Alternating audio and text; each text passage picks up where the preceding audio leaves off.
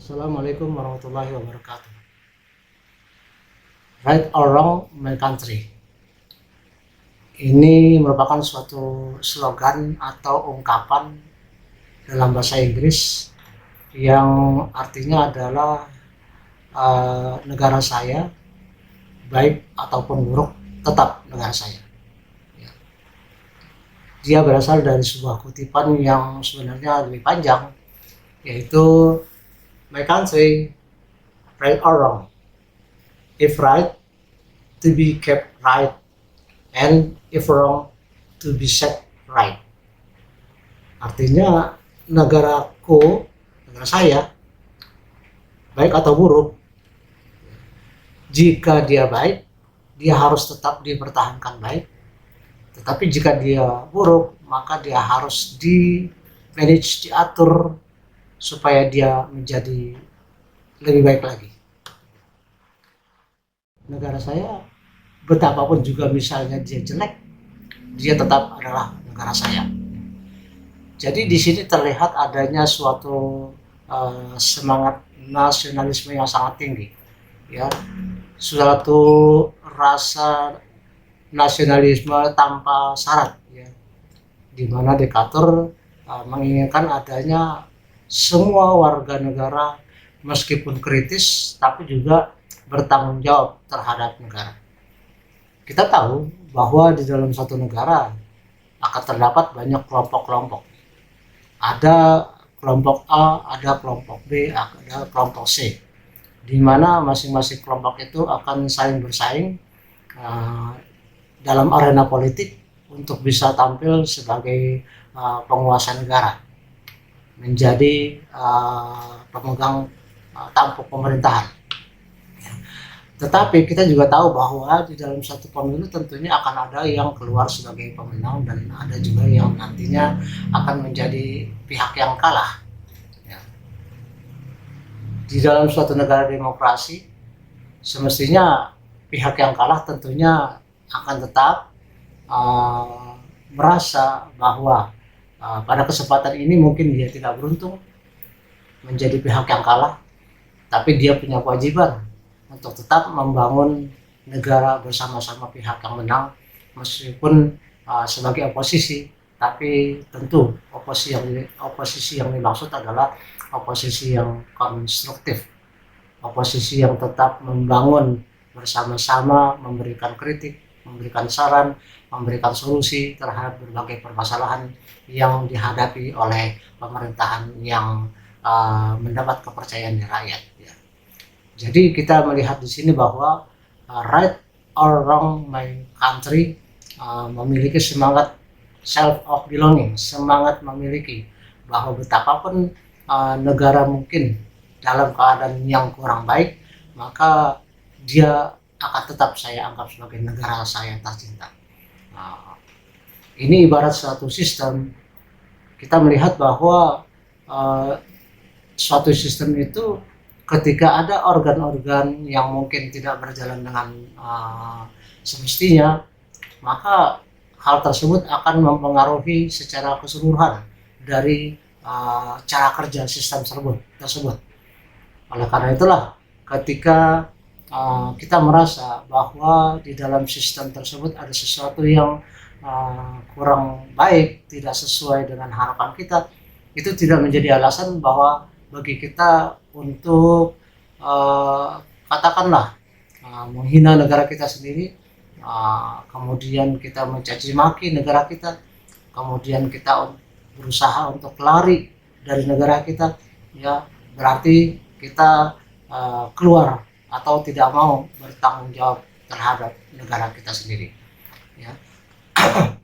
Kita harus tetap mengakui bahwa kita adalah bagian yang tidak bisa dilepaskan dari kehidupan negara tersebut, dan mungkin saja bahwa apa yang terjadi di negara tersebut, suatu hal yang kurang baik, itu adalah antara lain merupakan ulah kita juga, karena dalam satu sistem semua harus bekerja secara maksimal, secara sendiri-sendiri, tetapi ketika ada salah satu organ, ada pihak yang tidak bekerja dengan sebaiknya, maka kemudian pengaruhnya akan menyebar ke seluruh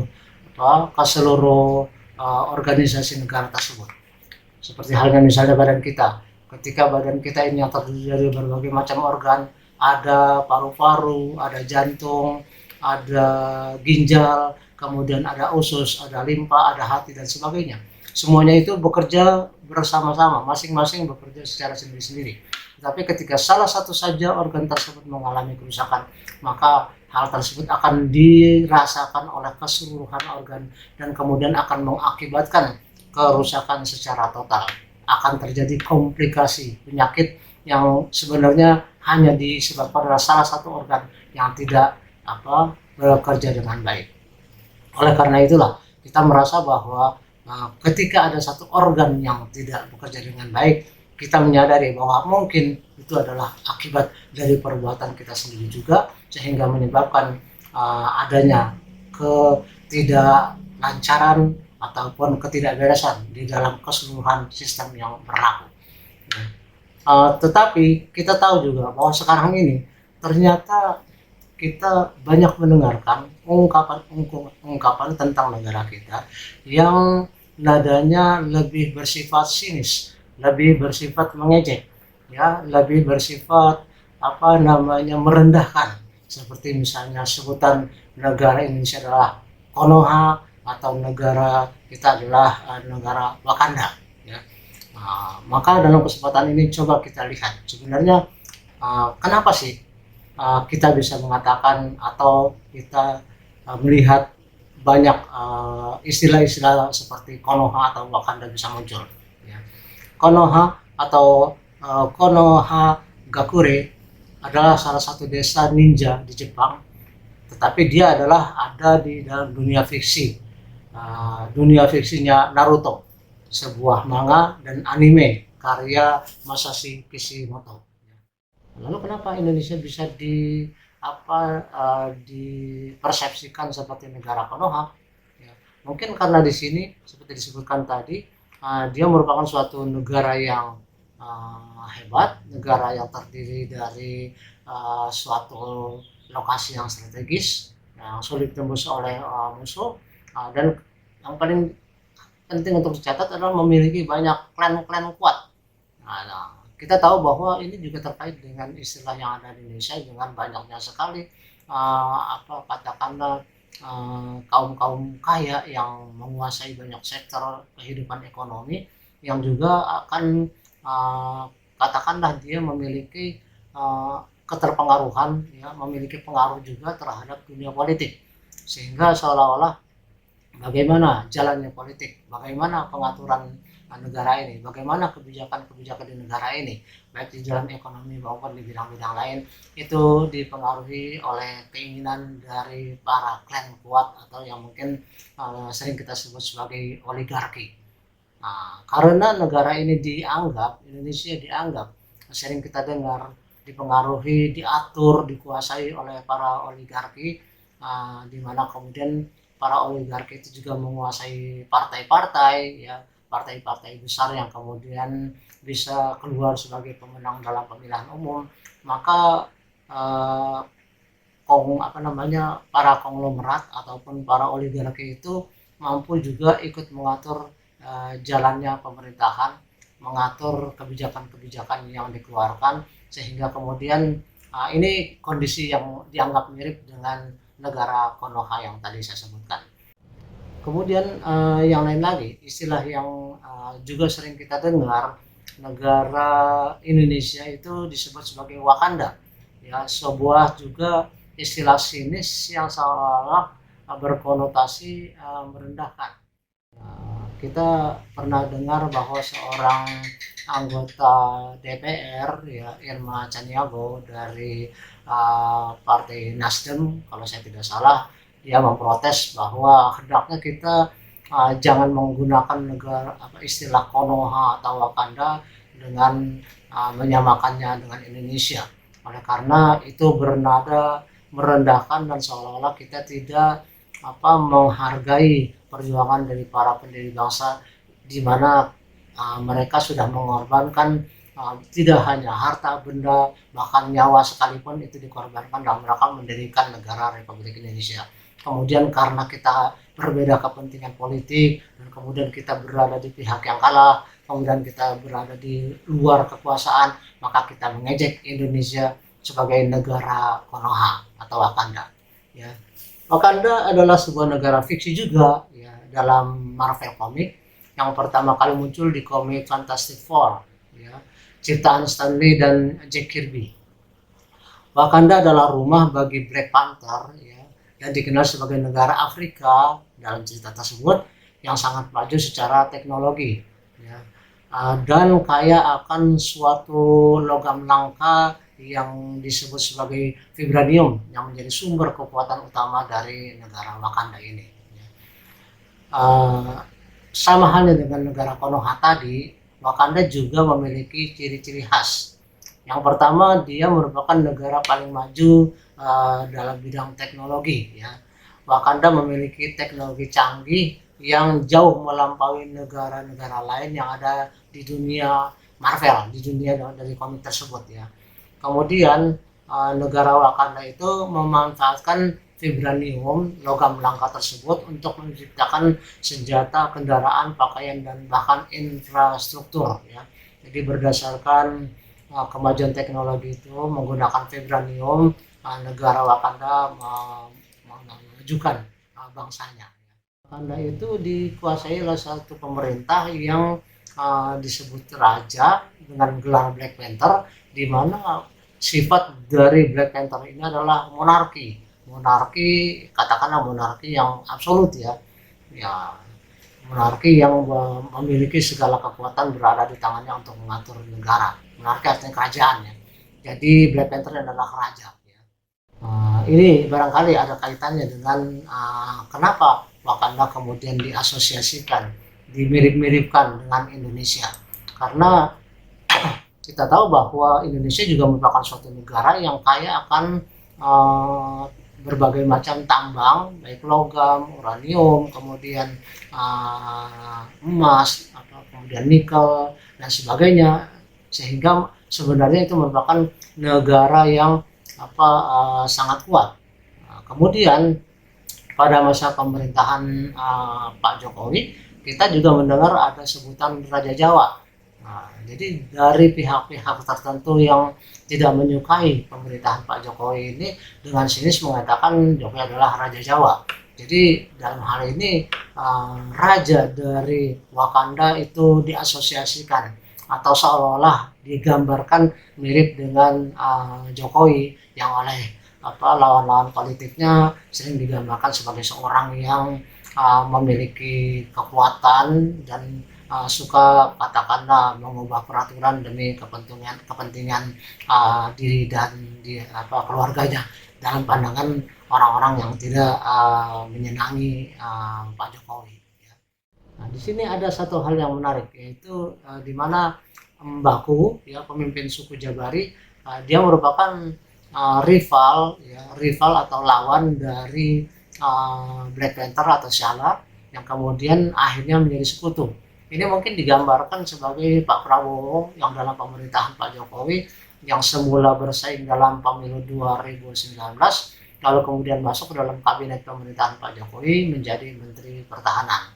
Mungkin ini juga yang menjadi suatu faktor yang seolah-olah dipersis-persiskan, dimirip-miripkan dengan kondisi Wakanda, yaitu di mana lawan politik kemudian bersatu menjadi sama-sama pihak yang memerintah negara ya. Kemudian tidak lagi ada persaingan antar mereka, lalu kemudian dia adalah sekutu yang sangat kuat yang kita tahu dalam dunia nyata di Indonesia adalah antara Pak Prabowo dengan Jokowi, di mana Pak Jokowi kemudian di akhir pemerintahannya mendukung Pak Prabowo untuk menjadi calon presiden, dan kemudian di dalam masa pemerintahannya setelah Pak Prabowo dilantik, beliau juga sangat akrab dengan Pak Jokowi, meskipun banyak orang yang tidak menyukai dan berusaha menghembus-hembuskan isu bahwa Pak Jokowi dan Pak Prabowo itu mulai pecah, mulai retak, mulai saling menjauhi dan sebagainya. Jadi Wakanda itu kemudian diasosiasikan dengan sebagai atau sebaliknya Indonesia disebut atau diasosiasikan sebagai Wakanda karena ada faktor-faktor yang mirip, yaitu negara kuat, negara yang dipimpin oleh seorang tanda kutip Raja Jawa, kemudian negara yang memiliki tadinya lawan politik lalu kemudian bersatu membangun negara. Nah, kemudian menjadi dasar kenapa ini bisa disebut juga dengan nada sinis, ya disebut dengan nada yang merendahkan sebagai Wakanda. Pun Dekatur, seorang perwira angkatan laut yang juga menggunakan slogan ini dalam rangka dia membangkitkan konteks nasionalisme tanpa syarat. Jadi kita tetap harus membela negara kita meskipun dalam kondisi apapun juga. Ketika kita berhadapan negara lain, kita tetap harus menganggap bahwa negara kita adalah yang terbaik, dan ketika kita menyadari bahwa negara kita memang ada kekurangan, itu juga merupakan bagian dari kewajiban kita untuk memperbaikinya. Jadi kita tidak bisa lari begitu saja dari tanggung jawab sebagai warga negara, ya. Paling tidak kita harus memikirkan, harus juga berkontribusi bagaimana cara kita melakukan perbaikan sesuai dengan kapasitas kita sendiri. Ya, katakanlah sebagai seorang pengajar, sebagai dosen, sebagai guru, kita harus mencari bagaimana sistem yang bisa melahirkan anak-anak yang lebih cerdas, lebih bertanggung jawab, lebih kritis, tapi juga mereka tetap memiliki suatu adab yang baik, ya, suatu kebiasaan yang baik, sehingga mereka mampu mengeluarkan ide-idenya dengan baik tanpa harus mencari kesalahan kepada orang lain, gitu ya. Kemudian pihak atau pemimpin dunia yang ketiga yang juga terkenal dan ikut menggunakan slogan dari Right or My Country ini adalah Presiden ke-26 Amerika Serikat, yaitu Theodore Roosevelt. Dia mendukung gagasan bahwa membela negara itu penting, tapi membela negara di sini bukan dalam arti membabi buta, ya. Dia juga mengakui bahwa negaranya ada kelemahan-kelemahan, ada kekurangan-kekurangan, tapi dia menyarankan bahwa kita selaku warga negara juga harus ikut bertanggung jawab terhadap kekurangan itu dan ikut berkontribusi dalam rangka perbaikan negara di masa depan, gitu.